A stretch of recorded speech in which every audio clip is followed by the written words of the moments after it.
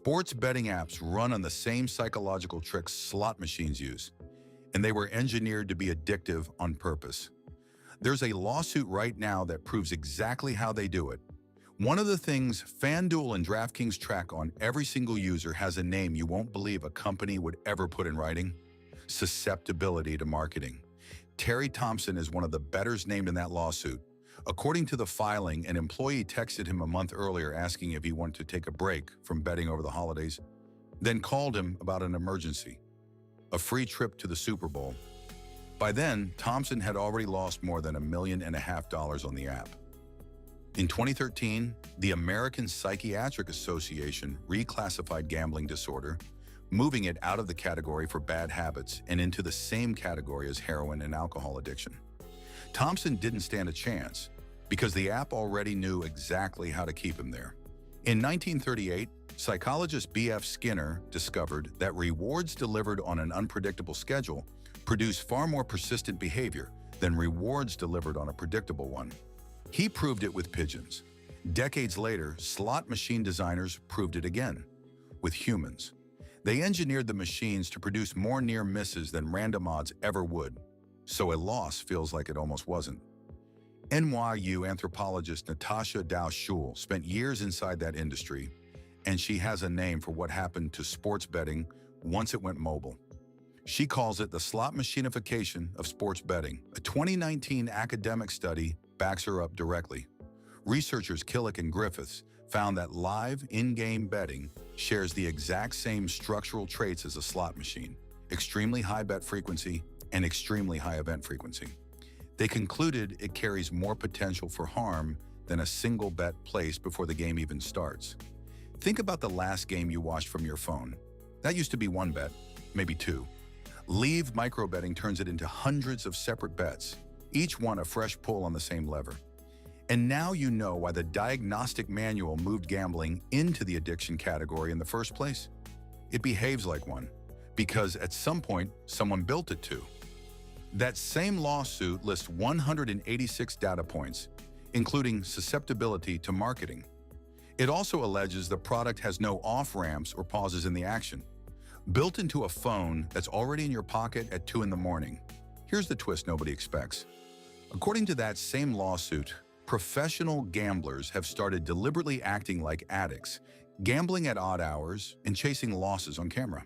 They do it because the algorithm rewards those patterns with bonus bets meant for people who are struggling.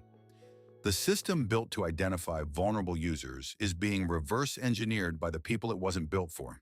That's one lawsuit. A second one, filed in Massachusetts, goes further. It argues the personalization itself causes physical harm, not just debt. Attorney Jennifer Hoekstra put it plainly: the app learns who you are and what you're interested in, and it becomes more addictive for that specific person.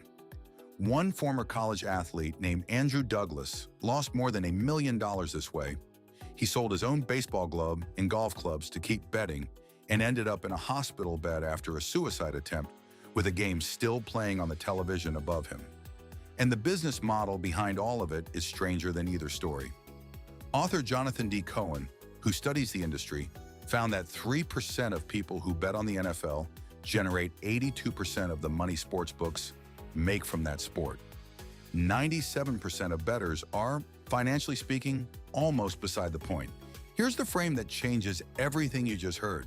Terry Thompson's FanDuel host wasn't rewarding a good customer with a Super Bowl trip.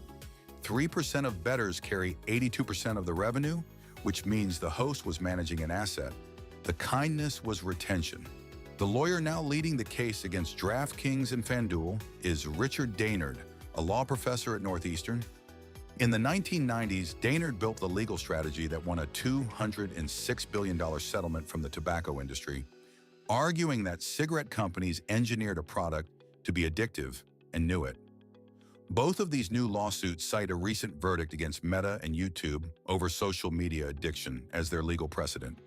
It's the same argument filed against a third industry now, 40 years after the first one worked.